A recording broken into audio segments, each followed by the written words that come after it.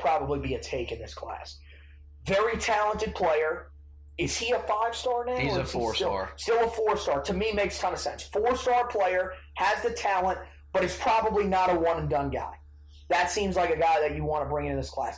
There'll be probably another 1 or 2 guys like that. But, here's the other thing. I don't think it's a foregone conclusion that all of these 5-star guys are going to go straight to the NBA. I'm not seeing that. Everybody thinks now, okay, if you have 5-star next to your name, you're automatically going to the NBA. I mean, you look at some of the guys that Roy has had. I mean, we just talked about 3 guys that were rated as 5-star players and stayed for at least 3 seasons on campus. Same thing with Harrison Barnes. He was the number 1 player in the 2011 class. Came in, we pretty much all thought, okay, this kid's leaving after his freshman year. Came back for his sophomore season. Surprised everybody. So it's not a foregone conclusion. And look, if there's a guy that could convince you to stay and play for him to try to win a title and get better, it's Roy Williams.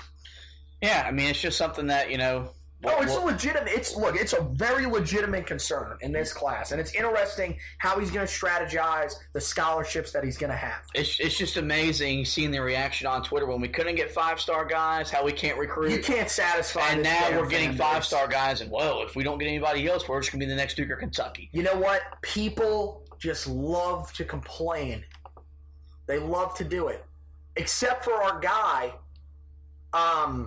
I cannot remember his name right now on Twitter. But he is BDH heel fan. BDH heel fan. He has backed off of Roy because Roy is doing exactly what he wants. One and dones. And I'll give it to him. The man is actually backing off of him and saying that he's doing a good job on the recruiting trail. Congratulations, you jackass. It took this long, but you finally have given Roy some credit. One last thing before we get out of here. Carolina has an open scrimmage coming up later in the month with Can we pronounce that? State, but they wrong one. Never mind. They have a secret scrimmage coming up. Same opponent they scrimmaged with last year. Professionally, the school's name is Villanova. Me and Anthony just refer to them as that team from Philadelphia. We don't like saying that in 2017. No, we don't like it. Interesting that Carolina Roy Williams decided to go back and team up with those guys. But that's, of course, what we did the secret scrimmage with a year ago.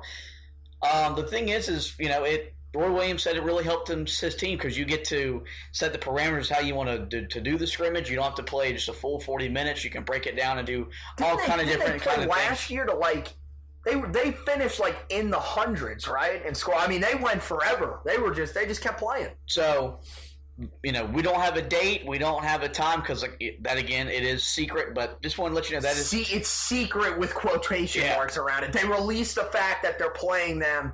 And then one day we'll find out, okay, they're playing today. All the media guys go there and watch the game and everything. And they give us – it's very loosely termed a secret scrimmage at this point. They used to be secret. You never knew who played who. But now it doesn't work like that in the era of social media. It'll be a good test for both teams that figure to be preseason ranked, and both teams will have national title aspirations. So – that's going to wrap it up for this edition of the Roy's Boys podcast. I want to remind you, we were brought to you by Carolina Electrical Services.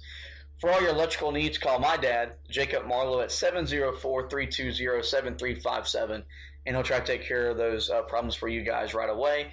Another quick note, the Roy's Boys blog you will now be found on Anthony's Heel Tough blog site. We now have a division for all of my basketball stuff. I have an article up about Caleb Love's commitment if you want to go check that out. So the blog didn't go away.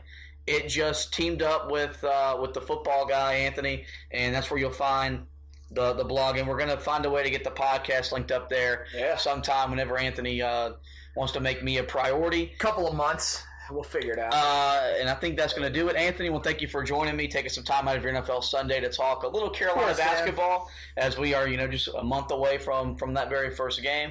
And I want to thank you guys for listening. Remember to subscribe to the podcast or all your major podcast apps, Google, iHeartRadio, Spreaker, iTunes, TuneIn, you name it. The Roy's Boys podcast is there. I want to thank you guys for listening to us. Go Tar Heels.